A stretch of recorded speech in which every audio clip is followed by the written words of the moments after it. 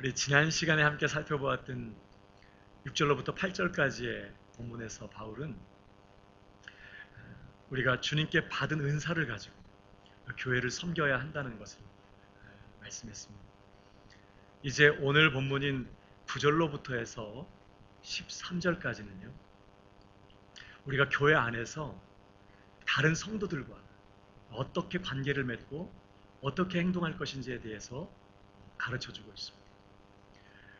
9절 말씀인데요, 우리 함께 읽어볼까요? 한 번 더 읽습니다. 시작. 사랑에는 거짓이 없나니 악을 미워하고 선에 속하라. 10절도요. 형제를 사랑하여 서로 우애하고 존경하기를 서로 먼저 하며. 지금 은사로 교회를 섬기라는 말씀에 이어서 뭐 하라고 지금 말씀하는 거예요? 서로 사랑하라고 하는 말씀. 여러분, 이건 우연이 아닙니다. 왜 그래요? 은사와 사랑에는 아주 중요한 관계가 있기 때문에 그래요. 예를 들면 우리 고린도전서 12장, 일명 은사장입니다. 아주 다양한 은사들이 소개되고 있습니다. 그 중에 28절 이하에 보면요, 이런 말씀이 있습니다. 하나님이 교회 중에 몇을 세우셨으니 첫째는 사도요, 둘째는 선지자요, 셋째는 교사요, 그 다음은 능력을 행하는 자요, 그 다음은 병 고치는 은사와 서로 돕는 것과 다스리는 것과 각종 방안을 말하는 것이라. 여러 다양한 은사들을 소개하면서 29절, 다 사도이겠느냐? 다 선지자겠느냐? 다 교사이겠느냐? 다 능력을 행하는 자이겠느냐? 다 병 고치는 은사를 가진 자이겠느냐? 다 방언을 말하는 자이겠느냐? 다 통역하는 자이겠느냐? 그러니까 모두가 다 똑같은 은사를 갖고 있지 않다는 거예요. 다양한 은사들이 골고루 이렇게 성도들이 이제 가지고 주님을 섬기는 것이죠. 그러면서 31절입니다. 우리 한번 읽어볼까요? 시작. 너희는 더욱 큰 은사를 사모하라. 내가 또한 가장 좋은 길을 너희에게 보이리라. 여러 은사들을 소개하면서 너희는 더욱 큰 은사를 사모하라고 이렇게 권면해요. 여기 더욱 큰 은사라는 표현은 은사 간의 어떤 우열의 개념을 말하는 게 아닙니다. 여러분, 은사의 본래 목적이 뭐죠? 교회를 유익하게 하는 거예요.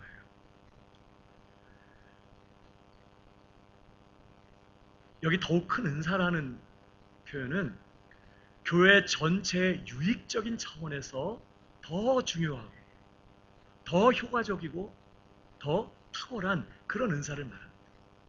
다양한 은사들이 있지만 어떤 은사들은 교회 전체에 큰 유익을 끼치는 은사들이 있고 상대적으로 덜 큰 유익을 주는 은사가 있어요. 고린도 교회 성도들은 방언을 아주 최고의 은사로 꼽고 방언을 사모했어요. 막 샬라샬라하고 막 방언, 어떤 사람은 막 중국 방언하고 어떤 분들은 막 일본 방언하고 막 대단해 보이지 않습니까? 공부 안 해도 막 외국어 할 수 있을 것 같고. 어쨌든 고린도 교회 성도들은 방언을 최고의 은사로 이렇게 삼고 사모했습니다. 그러나 교회 전체 유익적인 차원에서 보면 방언은 가장 낮은 수준의 은사 중에 하나예요. 그 은사가 다른 은사보다 열등하다는 뜻이 아니라 교회 전체에 유익을 주는 차원에서 방언은 좀 낮은 순위에 있어요. 그래서 바울이 오늘 이 은사 목록을 쭉 얘기하면서도 방언의 은사를 제일 마지막에 의도적으로 언급합니다. 그러니까 고린도 교회 성도들의 그 생각을 좀 바꾸려고 하는 의도가 있는 것 같아요. 방언은 교회 전체 유익보다는 방언을 하는 그 개인의 유익에 더 효과적이에요. 물론 개인이 방언을 해서 영적으로 강해지고 믿음에 견고하게 서게 되면 그것이 또 전체 교회의 유익이 되겠죠. 그렇지만 직접적으로는 이 방언이라는 거는 뭐 내가 방언을 해도 다른 사람이 뭐 알아듣는 거 아닙니까? 교회 사람들이 방언한다고 그걸 듣고 막 은혜 받고 이게 세워지는 건 아니니까. 유익적인 차원에서 보면 이건 개인에게 더 유익이 되는 그런 방언, 그런 은사였어요. 바울은 교회 전체에 유익을 주는 더 중요하고 더 탁월한 은사가 있다는 것을 소개하고 싶어 했습니다. 그러면서 그런 큰 은사를 사모하라. 방언하는 거 가지고 경쟁하고 서로 재고 못하는 사람 판단하고 그러고 있으면 안 된다. 더 큰 은사, 정말 교회 전체를 복되게 하고 유익하게 할 수 있는 그런 은사를 사모하고 또 잘 사용해야 된다. 그런 의미로 더 큰 은사를 사모하라고 말해요. 그러면서 뭐라고 말하죠? 내가 제일 좋은 길을 너희에게 보이겠다. 그렇게 말합니다. 더욱 큰 은사를 사모하고 그 더욱 큰 은사를 사용하는 데 있어서 가장 좋은 길, 가장 좋은 방법을 우선 제시하겠다는 거예요. 그러면서 고린도전서 13장이 이어져요. 여러분 13장은 무슨 장이죠? 사랑장. 어떻게 이렇게 잘 아세요? 네. 사랑장입니다. 그래서 1절에 보면요. 내가 사람의 방언과 천사의 말을 할지라도 방언의 은사를 말하겠죠. 사랑이 없으면 소리나는 구리와 울리는 괭가리가 돼요. 이 방언의 은사조차도 사랑이 없다면 아무 가치가 없다는 거예요. 두 번째, 내가 예언하는 능력이 있어 모든 비밀과 모든 지식을 알고 또 산을 옮길 만한 모든 믿음이 있을지라도. 앞에 부분은 예언의 은사를 말한다면 이 뒤에 산을 옮길 만한 모든 믿음이 있다고 하는 것은 믿음의 은사를 말합니다. 고린도전서 12장 앞부분에 글이 나와 있는데 구원받는 믿음을 넘어서서 어떤 분들에게는 기적을 일으키는 아주 큰 믿음을 은사로 갖고 있는 분들이 있어요. 아주 담대하게 믿음으로 기도하고 선포하고 그래서 이 표현처럼 산을 옮기는 큰 문제를 해결해내는 그런 은사로서의 큰 믿음을 가지고 있는 그런 분들이 계세요. 그럴지라도 뭐가 없으면 사랑이 없으면 내가 아무것도 아니오. 세 번째 3절 내가 내게 있는 모든 것으로 구제하고 또 내 몸을 불사르게 내줄지라도. 구제하고 나누어주고 베푸는 이런 은사를 말하죠. 그러나 뭐가 없으면 사랑이 없으면 내게 아무 유익이 없느니라. 방언이라든지 예언이라든지 구제하고 봉사하는 이런 귀한 은사들의 목적이 궁극적으로는 다 교회를 유익하게 하는 것인데 뭐가 없으면 사랑이 없으면 그 은사들이 교회에 유익이 되지 못한다는 거예요. 교회를 복되게 하고 교회를 건강하게 세우고 교회를 정말 온전케 하는데 별 도움이 안 된다는 거예요. 사랑이 없으면 사랑을 통해서 이 은사가 풀어져 나가야 된다는 얘기를 하는 것입니다.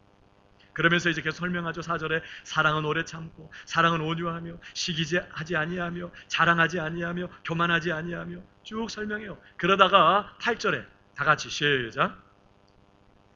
언제까지나 떨어지지 아니하되 예언도 패하고 방언도 그치고 지식도 패하게. 여러분 모든 은사들이요 다 그치고 패할 때가 와요. 더 이상 은사가 필요 없을 때가 온다고요. 예언도 방언도 지식도 다 패하고 그쳐요. 그러나 뭔 패하지 않아요? 사랑은 패하지 않아요. 마지막 결론이 뭡니까? 13절 다시 한번 읽어보겠습니다. 시작. 그런즉 믿음, 소망, 사랑 이 세 가지는 항상 있을 것인데 그 중에 제일은 사랑이라. 그래놓고 14장입니다. 14장 1절 시작. 사랑을 추구하며 신령한 것들을 사모하되 특별히 예언을 하려고 하라. 여기 신령한 것을 사모하되 이 말이 은사를 말하는 신령한 성령의 은사예요. 사랑을 추구하면서 신령한 것들을 사모하되 특별히 예언을 하려고 하라. 그러니까 여러분 고린도 교회에 필요한 더욱 큰 은사는 뭐였을까요? 지금 고린도 교회에 정말 있어야 하는 교회 전체적인 유익을 주는 차원에서 볼 때 꼭 필요한 더 중요한 방언보다 말입니다. 그 교회에 더 필요한 은사가 뭘까요? 예언입니다. 예언.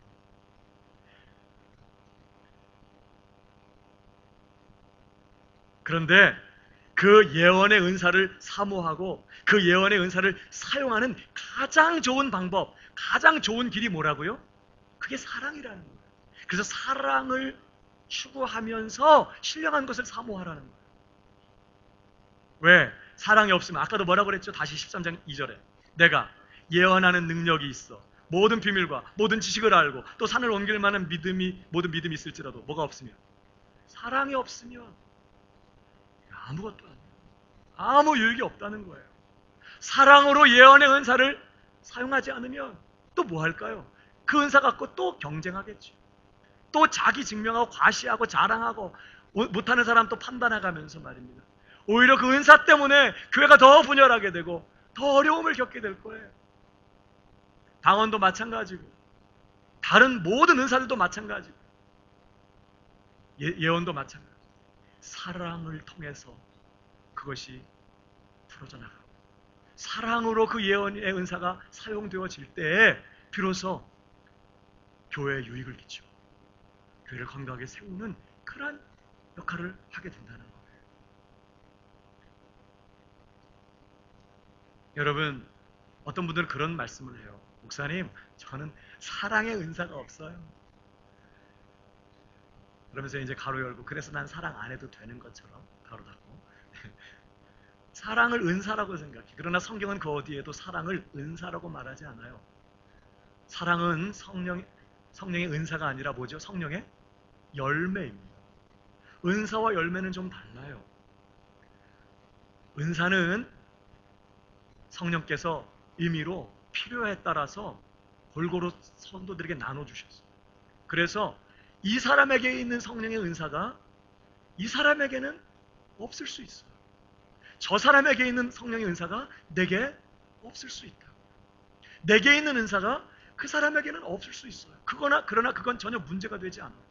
성령께서 서로 연합해서 합력하여서 교회를 유익하게 하라고 골고루 나눠주신 거기 때문에 왜 이런 은사 너한테는 없는 거야? 할 필요가 없는 거예요. 또 성령의 은사가 없다고 해서 구원받지 못한 거 아닙니다. 어떤 분들은 방언을 못하면 구원받지 못한가라고 막 하는 거예요. 심지어 그래서 오래전에 보면 어떤 기도원에서 막 방언을 가르쳐. 그래, 방언을 막 코카콜라 1000번 하세요. 그래가지고 할렐루야 하루 종일 1000번 하세요. 막 해가지고 막 혀가 뒤집어지고 꼬부라지고 정신이 없이 무슨 말 나오게. 그렇게라도 방언을 해야 뭔가 구원받은 성도인 것처럼 생각하지만 그건 잘못된 거죠. 구원받은 성도라도 어떤 다른 사람에게는 은사가 내게 없을 수 있어요. 그러나 열매는 다르습니다. 성령의 열매는 성령으로 거듭나서 마음에 성령을 모시고 있는 참 신자에게는 반드시 나타나야 되는 거예요. 나무는 열매로 그 정체성을 증명하거든요. 그러니까 성령의 열매는 있어도 되고 없어도 되는 게 아닙니다. 성령의 열매가 없다면 그 사람 안에 성령이 없다는 증거이기 때문에 성령을 모신 신자는 반드시 성령의 열매를 갖고 있습니다. 마지막 날에도 진짜냐 가짜냐 열매로 알아볼 거라고 했습니다. 좋은 열매 맺지 못하는 나무는 다 찍혀 불에 던질 것이다. 왜? 좋은 열매 맺지 못하는 나무 무슨 나무니까? 좋지 못한 나무니까 찍혀 불에 던지라 물 거다. 그러면서 열매로 그들을 알 것이다. 그러니까 열매가 그렇게 중요하거든요. 근데 성령의 열매의 핵심이 뭐예요? 그게 사랑이에요. 성령의 열매들은 이렇게 안 했어요.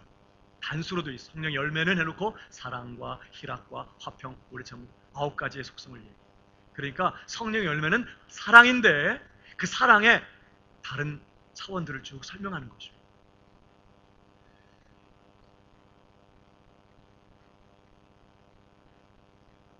여러분, 오늘 바울이 왜 고린도 교회 성도들에게 성령의 은사를 소개하면서 특별히 더욱 큰 은사를 사모하라고 그렇게 말하면서 왜 사랑을 언급하지요? 이 사랑이 은사를 진정으로 유익하게 만들어요.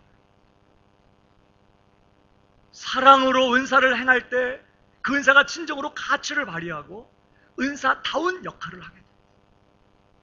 은사가 그 은사의 목적을 이루려면 반드시 사랑으로 그게 풀어져 나가야 돼요. 만일 사랑이 없다면 그 은사는요, 자신뿐만 아니라 교회 전체 그리고 다른 사람들에게 절대 유익이 없어요. 그래서 오늘 바울이 사랑을 추구하면서 신령한 것을 사모하라는 거예요. 더 큰 은사를 사모하라는 거예요. 특별히 너희들에게는 예언이 필요하다. 예언이 지금 방언 가지고 경쟁하고 싸우지 말고 예언을 많이 하도록 해라. 교회 전체 유익을 위해서. 그러나 반드시 사랑을 따라서 사랑을 추구하면서 신령한 은사를 사모해야 한다. 이렇게 지금 말하는 거죠. 그러니까 이 은사에 있어서 사랑이 너무너무 중요해요. 사랑이 없으면 아무것도 아니에요. 오늘 본문이 마찬가지입니다. 사랑으로 은사를 사용하고 사랑으로 이 은사를 가지고 섬겨야 교회 전체에 유익이 되기 때문에 오늘 바울은 바로 앞부분에서 은사를 가지고 받은 은사를 가지고 교회를 섬기라고 이야기하면서 이 이야기를 하는 거예요. 사랑해야 된다는 거. 그래야 그 은사가 본래의 목적을 이룰 수 있는 거예요. 그런데 중요한 것은 오늘 요점이 뭐죠? 사랑하되 거짓 없는 진실한 사랑 해야 된다고 말씀합니다. 구절을 다시 보십시오.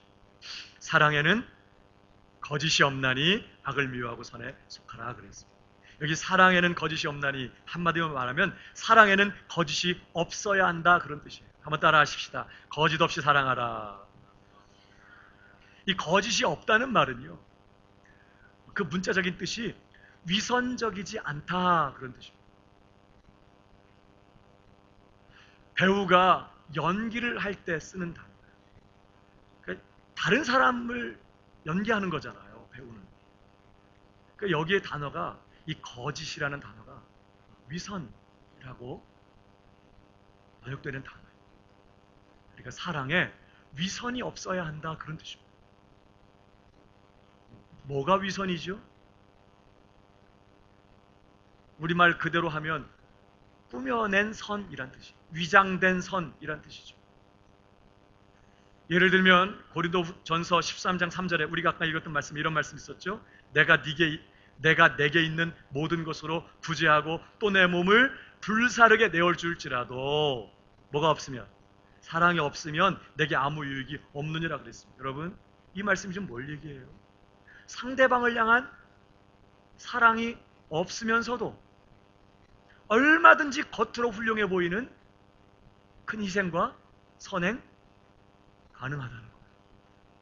상대방을 향한 사랑의 동기 없이도 얼마든지 와 정말 대단하네, 사람들이 혀를 내두를 만큼 정말 놀라운 그런 희생과 사랑의 행동을 할 수 있다는 거예요.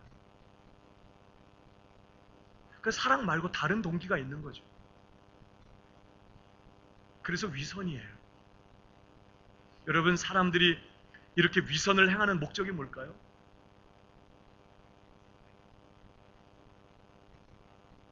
이런 큰 선행을 통해서, 큰 희생을 통해서 남들에게 자기 자신을 좋게 보이려고 하는 거죠. 내가 얼마나 훌륭한 사람인지, 내가 얼마나 꽤 괜찮은 사람인지, 내가 얼마나 존경받고 인정받기에 합당한 사람인지를 증명하고 싶은 것이죠. 그래서 다른 사람들의 인정과 칭찬을 얻기 위하여 이런 위선적인 행동을 하는 거예요. 그래서 위선에 있어서는 내가 남들에게 어떻게 보일까, 이게 중요해요. 남들에게 어떻게 좋은 인상을 줄까, 이것이 가장 중요한 동기입니다. 그러니까 위선은요, 결국 그 상대방에게 관심이 있는 게 아니야. 사실은 내 자신에게 관심이 있어. 내 자신에게 집중하는 거예요. 내 자신을 높이고 내 자신을 영화롭게 하는, 내 자신의 영광을 추구하는 그런 행동입니다. 이 위선이라는 것은.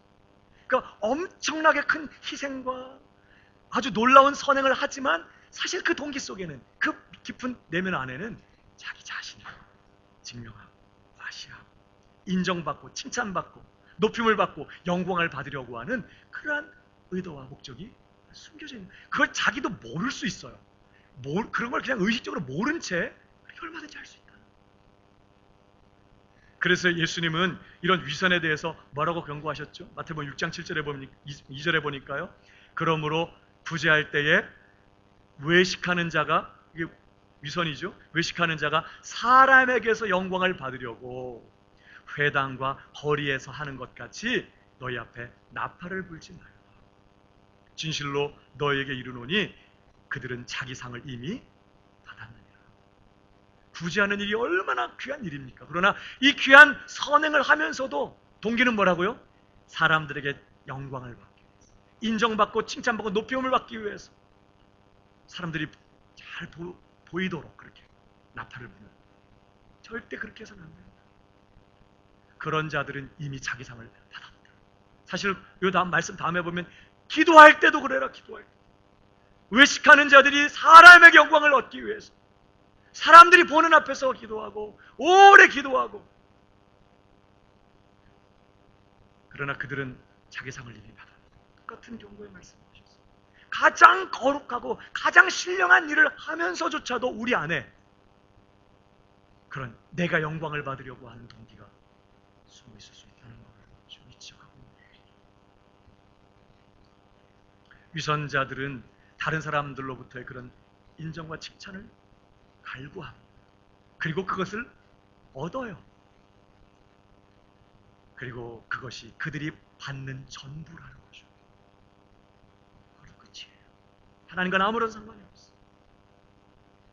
오늘 사랑에 거짓이 없어야 한다, 이 말씀은 바로 우리의 사랑에 이런 위선이 없어야 한다는 뜻이에요. 우리가 은사로 교회를 섬기며 사랑과 친절을 베풀고 선을 행할 때에 그 일을 사람들에게 자기 자신을 좋게 보이게 하기 위해서, 다른 사람들의 칭찬과 인정을 받기 위해서, 다른 사람들로부터 존경을 받고 높임을 받고 영광을 받기 위한 그런 동기로 해서는 절대로 안 된다는 거예요. 그럼 어떻게 해야 돼요? 정말 상대방을 향한 거짓 없는 그런 진실한 사랑으로 봉사하고 섬기고 사랑과 친절을 베풀고 선을 행해야 한다고 말하는 것이죠. 어떻게 구체적으로 그렇게 할 거냐? 이제 10절 이하에서 그걸 설명합니다. 오늘 본문에서는요, 우리가 정말 이런 거짓 없는 진실한 사랑하기 위해서 정말 우리에게 필요한 것이 두 가지가 있다고 지금 바울이 계속 이어 설명하고 있습니다. 9절을 한 번 더 읽어볼까요? 자, 그게 뭐죠? 자, 사랑에는 거짓이 없나니, 다 같이 시작. 악을 미워하고 선에 속하라. 두 가지가 필요하다. 우리가 어떻게 거짓 없는 사랑을 할 수 있는가? 이것을 위해서 첫 번째로 악을 미워하라는 것입니다. 한번 따라 하십시다. 악을 미워하라.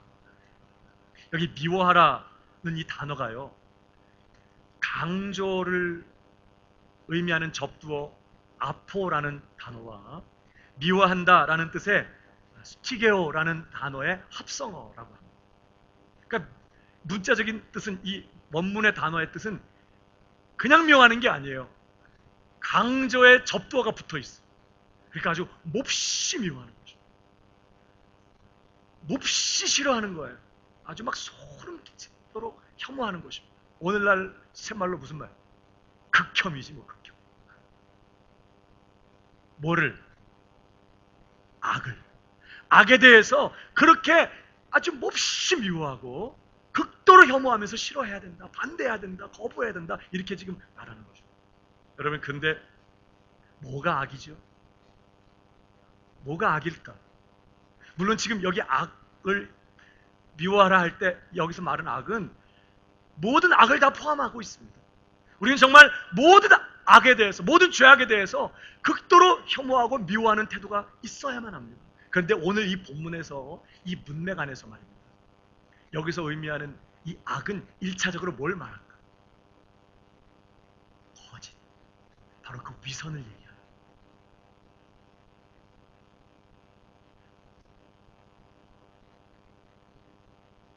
한마디로 남들 앞에 자신을 좋게 보이고 다른 사람들에게 인정을 받고 존경을 받기 위해서, 나를 높이기 위해서, 내가 영광을 받기 위해서 그러한 동기로 선을 행하고 사랑과 친절을 베푸는 이러한 이 일을 아주 몹시 미워해야 된다. 그런 악을 아주 극도로 혐오해야 된다. 이렇게 지금 말씀하는 것이에요. 여러분, 왜 이게 악일까요? 왜 내가 인정받고 사실 다 사람 안에 그런 마음이 없지 않습니까? 있잖아요. 인정받고 내가 이렇게 좋은 일 해서 한마디 칭찬 듣고 사람들이 박수 쳐주고 알아주고, 그러나 그런 동기를 가지고 선을 행하고 친절을 베풀고 하는 이 일이 왜 악이죠? 여러분 기억하십시오. 이 위선의 뿌리가 말입니다. 바로 자기 사랑과 자기를 높이는 자기 숭배에 있기 때문에 이 아담으로부터 물려받은 아주 무서운 본성이에요. 우리 안에 정말 다른 사람을 사랑하는 게 아니라 자기를 사랑하고 자기를 높이고 결국은 자기가 숭배를 받고자 하는 이 무서운 우상 숭배의 이 자기 숭배의 이 본성이 위선을 만들어내거든요. 그래서 위선이 무서운 악인 거예요. 그래서 예수님께서 다른 것에 대해서는 몰라 이 위선에 대해서만큼은 아주 무섭게 책망하시고 아주 무서운 저주를 선언하셨어요. 위선자들에 대해서 뭐라고 했죠? 화 있을진저 외식하는 서기관들과 바리새인들이요. 그러면서 얼마나 무섭게 그들에게 하나님의 주름한 심판이 있을 것인지에 대해서 경고하셨어요. 여러분, 바리새인들, 서기관들이 오늘날로 말하면 교회 목사 같은 지도자들이에요. 저 같은 목사에게 얼마나 큰 하나님의 은혜가 필요한지 아십니까? 교회 와서 가만히 예배만 드리고 조용 식사만 하고 그날 국이 짜든 싱겁든 말도 못하고 식사만 하고 돌아가시는 분들은 어느 면에서 안전해. 저같이 앞에서 설교하고 앞에서 뭘 일을 추진하고 앞장서서 뭘 하고 사람들이 많이 주목하고 보는 자리에 있는 그런 사람들은 너무너무 위험해. 내 안에 그런 것을 통해서 사람들이 인정을 받고 싶고 칭찬을 받고 싶고 사역을 통해서 거두어지는 열매를 통해 자기가 높임받고 영광을 받고 싶은 이 뿌리 깊은 자기 사랑과 자기 숭배가 제 안에도 있는 걸 봐요. 막 설교 잘하기 위해서 막 기도하고 애를 쓰고 그게 주님의 영광을 위한 건지 자기 자신의 영광을 위한 건지 구분도 하지 못한 채 설교 잘해야 되는데 하나님 오늘 설교 잘할 수 있게 해주세요. 그래서 목사가 오래 엎드려 있어야 되는 거예요. 하나님의 더욱 크신 은혜가 필요한 거죠. 사실은 이러한 자기 사랑과 자기 숭배의 이런 죄된 악한 본성이 사실 우리 모두 안에 있어요. 우리는 제대로 사랑하기 위해서 먼저 미워할 줄 알아요. 뭘 미워해요? 내 안에 있는 악을, 내 안에 있는 이 거짓, 이 위선, 이걸 다룰 줄 알아요. 다른 사람들로부터 인정을 받고 높임을 받으려고 해요. 이 무서운 내 안에 도사리고 있는 이 자기 사랑과 이 자기 숭배의 이 죄악을 무섭게 경계해야 돼요. 다른 사람 안에 있는 위선의 문제 신경 쓰지 말고 저 위선자다, 저 위선자 이러지 말고 내 안에 있는 악을 미워해. 우리가 제대로 사랑할 수 있기 위해서는 먼저 미워하는 게 필요하다. 여러분 이 말씀을 오해하지 마십시오. 어떤 분들은 또 이렇게 묻는 분들이 있어요. 목사님, 용서가 잘 안 되고 마음의 사랑이 잘 안 되는데 주님이 또 그렇게 명령하셨고 하라고 하니까 억지로 그냥 용서하고 억지로 사랑하는 거 그거 위선 아닙니까? 그거 진실한 거 아니잖아요. 내 마음에는 용서할 마음이 없는데, 사랑할 마음이 없는데 용서하고 사랑하는 거 그거 위선 아닙니까? 이렇게 묻는 분들이 있어요. 여러분, 그건 위선이 아닙니다. 내 마음에 사랑할 마음이 없고 정말 용서할 마음이 없지만 주님의 뜻이기 때문에, 주님이 내게 그걸 요구하고 있기 때문에 억지로라도 용서하고 사랑하는 것하고, 내가 이런 행동을 통해서 인정을 받고 괜찮은 사람으로 드러내고 사람들의 칭찬을 받고 자기를 높이려고 하는, 이것은 전혀 다른 문제라는 거예요. 앞에 것은 순종입니다. 억지로라도 사랑하고, 주님의 뜻이니까 내가 나를 포기하고 내가 순종하겠습니다. 주님 따라가겠습니다. 그러면서 억지로라도 용서하고 사랑하는 것은 위선이 아니라 그건 순종이에요. 그러나 그런 선한 행동을 통해서 나를 드러내고 나를 높이려고 하는, 이것은 분명한 위선이라는 거예요. 우리는 억지로라도 순종해야 합니다. 그러나 내 안에 늘 도사리고 있는 이 위선의 문제, 자꾸만 나를 높이려고 하고 내가 영광 받으려고 하고 내가 숭배 받으려고 하는 이 무서운 이 죄에 대해서는 늘 경계하고, 그런 죄를 극도로 혐오하고 미워하면서 그런 것이 고개를 쳐들 때마다 아주 그냥 칼로 목을 베는 것처럼 단호하게 잘라내는 무서운 죄와의 싸움이, 치열한 죄와의 싸움이 우리에게 필요한 것이죠. 이런 은혜가 저와 여러분에게 있기를 주님의 이름으로 축복합니다. 제대로 사랑하기 위해서 우리는 제대로 미워할 줄 알아야 내 안에 있는 이 악의 문제를 다룰 수 있어요. 그러나 그것만 갖고 부족해요. 더 적극적으로 더 중요한 게 필요합니다. 바로 두 번째, 선에 속하라는 것이에요. 한번 따라 하십시다. 선에 속하라. 이 속하라는 이 단어가요, 콜로메노이라는 단어인데, 이 단어는 악교, 본드나 이런 들이 나오기 전에 예전에 쓰던 천연 접착제인 악교 말입니다. 이 악교를 뜻하는 콜라에서 유래된 단어라고 합니다. 이 단어. 그러니까 이 속하라는 이 단어는요, 마치 악교를 붙인 것처럼 굳게 결합하라, 그런 뜻입니다. 단순히 그냥 어디 소속되는 정도가 아니라 정말 착 달라붙는, 악교로 접착시켜 놓은 거지. 꼭 붙어서 절대로 떨어지지 않는 그런 상태를 의미하는 단어예요. 근데 이게 아까 미워하라도 현재 분사형, 이것도 현재 분사형. 헬라어의 현재형은 항상 동작이 계속적인 것을 표현하거든요. 그러니까 악을 미워하는 것도 우리가 계속적으로 미워해야 되지만 이 선에 속하는 이 일이요, 그냥 악교를 붙인 것처럼 거기에 딱 달라붙어가지고 절대 떨어지지 않겠다 결정하면서 붙어있는 이 일을 계속적으로 해야 된다는 뜻이에요. 특별히 이 단어가요, 어디에 쓰였냐면 마태복음 19장 5절에 이런 말씀이 있습니다. 말씀하시기를 그러므로 사람이 그 부모를 떠나 아내에게 합하여 그 둘이 한 몸이 될지니라 하신 것을 읽지 못하였느냐.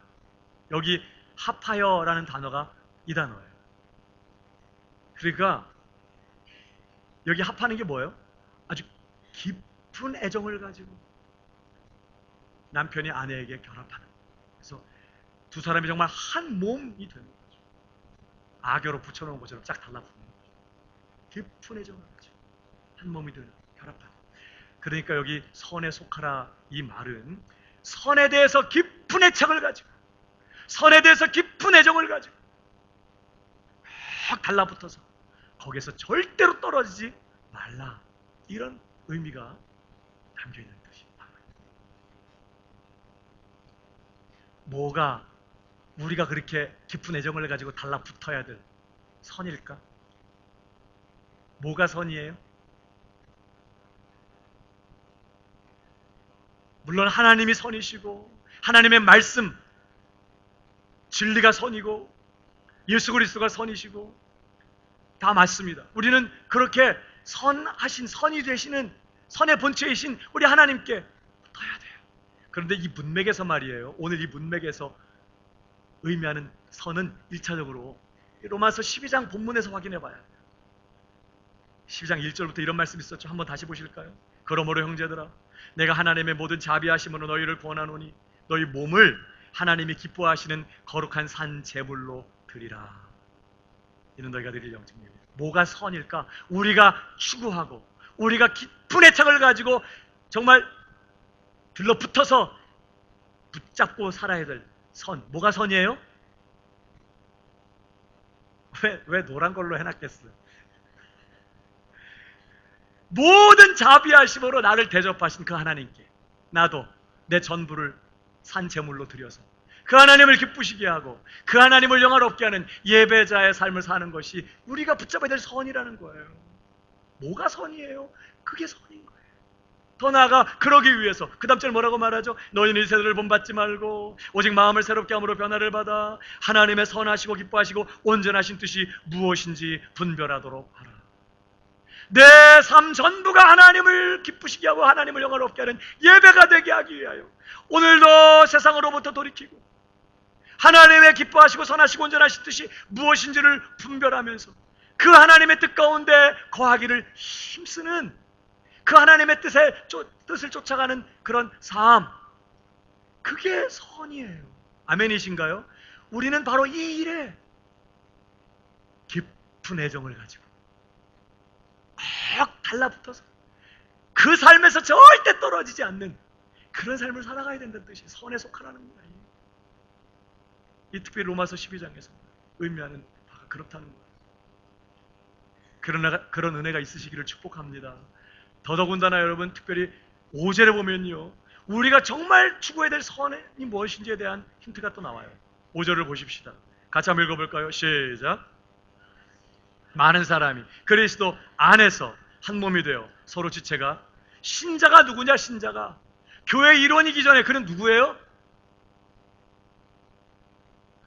왜 노란 걸로 되어 있겠어요? 누구예요? 그리스도 안에 있는 사람이라고요. 신자의 정체성은 항상 최우선인 것이 뭐냐? 그리스도 안에 있는 사람. 그러니까 우리가 그 안에서도 가장 먼저 주님과의 관계의식을 가져야 된다. 늘 예수님이 주님이신 것을 기억하고 주님을 바라보고 주님을 믿고 따르는. 그러니까 뭐가 선일까요? 우리에게 있어서 가장 최고의 선이 뭘까요?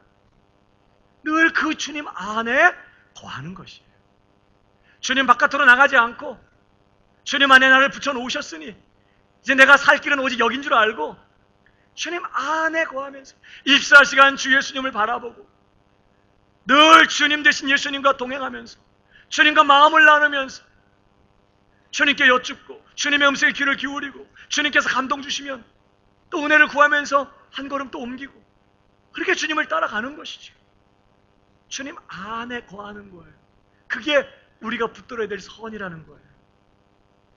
여러분, 그래서 예수님이 뭐라고 말씀하시죠? 그 유명한 포도나무 비유를 말씀하시면서 요한복음 15장이에요. 4절에 내 안에 거하라. 나도 너희 안에 거하리라.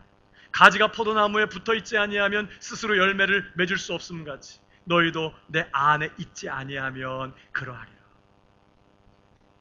5절 나는 포도나무요 너희는 가지라. 그가 내 안에 내가 그 안에 거하면 사람이 열매를 많이 맺나니 나를 떠나서는 너희가 아무것도 할 수 없습니다. 포도나무 비유의 핵심이 뭐냐? 나는 포도나무 너희는 가지고 내가 너희를 택하여 부르는 것이 너희로 가서 열매를 맺게 하려 함이라. 주님의 가지로서 열매를 맺어야 된다는 것이 중요한 포인트인데, 근데 주님께서는요, 그래서 열매 맺어라 이렇게 표현하지 않고 그걸 위해서 내 안에 거하라고 촉구하셨어요. 왜? 너희가 가지야, 내가 나무야. 가지는 나무에 붙어 있으면 열매는 어떻게 돼요? 저절로 맺어요. 이 나무가 얼마나 종자가 좋은지 가지가 붙어 있기만 하면 열매를 많이 맺어. 그러나 너희가 내 안에 거하면 열매를 많이 맺지만 나를 떠나서는 아무것도 할 수 없다. 그러므로 뭐에 집중하라?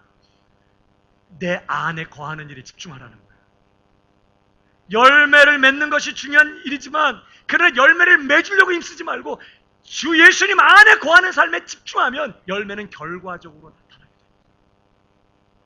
그래서 내 안에 거하라고 촉구하십니다. 그러면서 이 포도나무 비유의 결론, 우리가 맺어야 될 그 열매가 뭐냐? 자, 17절 다 같이 결론입니다. 시작. 내가 이것을 너에게 명함은 너희로, 그러니까 우리가 맺어야 될 열매가 성령의 열매예요. 곧 사랑인 것이에요. 그러니까 우리가 집중해야 될 일은 딴 게 아닙니다. 늘 주님 안에 거하는 거예요. 내가 사랑하려고 하면, 내가 주님처럼 사랑해 보려고 하면요, 우리는 반드시 절망하게 되어 있습니다. 우리 힘으로는 안 돼요. 할 수 없어요. 나는 할 수 없는 줄 알고, 나는 불가능한 줄 알고, 내 모든 것 대신 주 예수님 안에 늘 거하면서 늘 주님과 소통하고 주님과 마음을 나누고 주님을 바라보고 주님께 맡기고, 이제 나는 주님과 함께 죽었습니다. 내 안에 주님이 사십니다. 주님의 전부가 내 것이 되었습니다. 나는 오늘도 주님의 생명으로 삽니다. 주님의 의로 하나님 앞에 나아갑니다. 주님의 아들의 권세를 가지고 아버지 품에 안깁니다. 늘 나로 살지 않고, 내 것으로 살지 않고 주 예수님으로 살고 주 예수님의 것으로 살면서 말입니다. 늘 주님을, 난 주님 떠나서는 오늘 아무것도 할 수 없습니다. 주님 없이는, 주님 떠나서는 가장 신령한 일을 하면서조차도 그걸 가지고 나를 드러내고 나를 과시하고 나를 증명하고 내가 영광 받으려고 하는 쪽으로 갈 수밖에 없는 소망 없는 죄인일 뿐. 난 오늘 주님이 필요해. 그러면서 주님께 의지하고, 마치 가지가 막 바람이 세차게 불고 바람이 팍 불 때, 폭우가 몰아칠 때 막 확 휘어질 만큼 막, 그럴 때 아이고 이거 다음에 붙어있기 어렵네. 그러면서 어떡하죠? 떨어져 나가죠? 그럼 끝이에요. 그럴 때일수록 더 내가 살 길은 붙어있는 거야. 절대 떨어지면 안 돼. 그러면서 줄기에 붙어있는 거죠. 늘 우리가 어떤 시험이 오고 어떤 형편 가운데 넘어지고 쓰러질지라도 주님 떠나서 나 아무것도 할 수 없는 줄 알아요. 주님 바라보면서 주님을 의지하고 주님을 믿고 주님께 여쭙고 듣고 따르고, 이렇게 주님 안에 거하는 것이, 이게 우리가 깊은 애정을 가지고 붙들어야 돼. 절대 떨어지지 않아야 돼. 선이라는 거예요. 우리가 그렇게 주님 안에 거할 때 거짓없는 진실한 사랑 할 수 있다. 오늘 금화서도 우리에게 소개하고 있는 것이죠. 한번 따라 하십시다. 악을 미워하고 선에 속하라. 한 번 더요. 악을 미워하고 선에 속하라. 저는 오늘 저와 여러분의 사랑이 거짓 없는 진실한 사랑이 되는 은혜가 있기를 주님의 이름으로 축복합니다.